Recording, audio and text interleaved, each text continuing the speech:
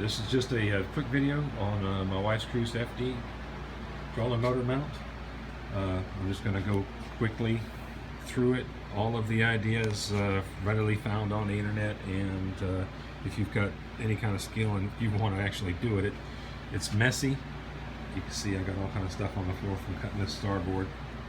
But anyway, I've got a control box that houses the PWM, the 100 amp or the 50 amp breaker for the battery, and also it houses the kill switch, which is right here, and USB. That way you can plug in USB stuff like the phone. I ran control wires up to a little control box. This is the PWM control box. I just used 22 gauge 12 conductor and an additional 2 conductor to power this amp slash battery meter, using one of the little Hobie grab anything mounts made by Ram. It's really cool. You can move it around. It just seems to hold it pretty good. These wires here are the original wires that come with the trolling motor. I just put them on a 30 amp connector right to the box. The other end of them that goes to these super heavy duty connectors, and this will stay on the battery the whole time, just positive and negative, and that way I can just detach it and attach the battery right there. The other jumper is a 4 conductor 30 amp on each side. I've got it kind of weatherproofed so that it can detach and attach, and this just runs here right to the kayak, right down to the thing. So this is a cutting board that I got from Walmart that just happened to match the color of the FD. I didn't have to do anything to it, and I just screwed it on there with a bunch of goop and put the other end of the connector there. And so I've got a 4 conductor with 10 gauge wires running to the Hawkins Endurance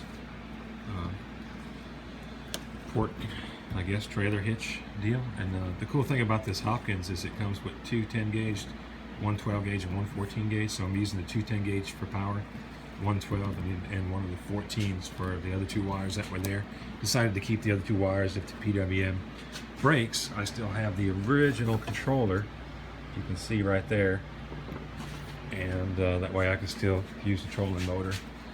That 4 conductor, I just got it tie wrapped here, and it's just kind of laying around in there going up to the front. The kayak itself didn't come with any of the cool power pole motor mounts or anything like that, so I had to fabricate my own motor mounts. Underneath this, the screws stay in, and the plate just comes off. Underneath the skin of the kayak, I have 2 backing boards that the screws are mounted onto, and so when I take it off, those screws just stay there, and it provides, you know, plenty of give. I got a hinge. The hinge, I can remove the motor. The motor tips up like that, like you've seen in other designs. And I've got a quarter 20. These are all quarter 20. Every single one of these things is quarter 20, except for that guy. And so this kind of lines up with the motor. I probably need to move it out just a little bit more so it goes in line with the other one. It's about an inch off, but it's still pretty close. And I've got it running down here to another Harkin pulley that's just tie wrapped and D-ringed onto the motor so it don't flop around. It makes it a little bit cleaner. On the other side, you can see that I went with another Harkin pulley like everybody does, but instead of mounting it here, I mounted it here so that the line would actually be closer to the line and not back here pulling the motor back, but it's actually pulling it straight up. So that works.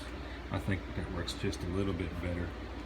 You still have to hacksaw the screws, but you can see plenty of clearance inside there for the original motor mount. If it needs to kick up, it'll just kick up. Moving on to the steering. With the steering, it's 2 turnbuckles, one stainless, one not stainless, but I use both stainless ends. So you've got the original nut that's in there with the quarter 20 turnbuckle screw with a washer and a split washer and a washer, turnbuckle end, and then I cut one of the turnbuckle ends and to be able to fit on either side of this.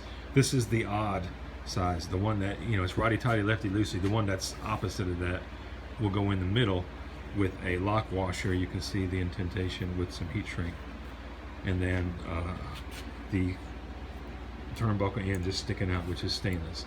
I just took a piece of aluminum that I got from Lowe's and bent it over, drilled a couple holes through it, cut it off where it would actually fit. The 3/8 inch shaft that we got from Granger, and I chose the pin based on the contour of the 3/8 shaft, and it's pretty heavy duty pin. It's like an 1/8 of an inch or so, and then these are just little tiny pins. So inside here I've got steel washer, rubber, the turnbuckle eye, rubber, stainless steel washer, and then the aluminum, so that helps cut down on some noise and makes it nice. So this shaft, I had to cut it down, but it runs all the way alongside, and you can see the tiller steering works just like everybody else's tiller steering. And I've got it situated on a Scotty mount to be able to raise it up, and then when we're not using the motors, we can use the mount for a fishing pole and whatnot. The motor raises with the 550 cord, and that can be removed from these little D-rings right here. So what I did was I ran it through this little eye bolt, and when that D-ring catches the eye bolt, that's when you know you have to stop. It's all situated like that. So that just runs up here, and I added a little piece left over from the starboard, the 3/4 starboard, and I put it there, and I raised this little guy up so that the wire would just run around it. Fabricated another piece of the cutting board to be able to make this piece with the Nautilus line catch. Another eye hole bolt right there, and there's not really any tension, not even when you're pulling it, on these two right here. And then another Harkin pulley up front, same kind as on the back, and I've got a mounting plate on the bottom. I didn't want to go with the well nuts or anything like that. So anyway, what happens is you pull up, and then you pull it, and it catches, and then the motor's up. So you pop it back out, the motor comes back down, and it's relatively light. It was relatively light to begin with, and I've got it to be able to raise up high enough to where it's even with the keel, but it's up. It's almost out of the water, and it just kind of sits nicely right there. So, and the reason that the other reason that you want to raise up your pole right there is when you do have it up, look where this thing ends up. It ends up pointed down. So without that there, the line would be coming from here, and it would be getting in the way of everything else. So right there, it works perfect, and you can still control the motor for shallow water deal. Anyway, this is not a professional video. Thanks for watching.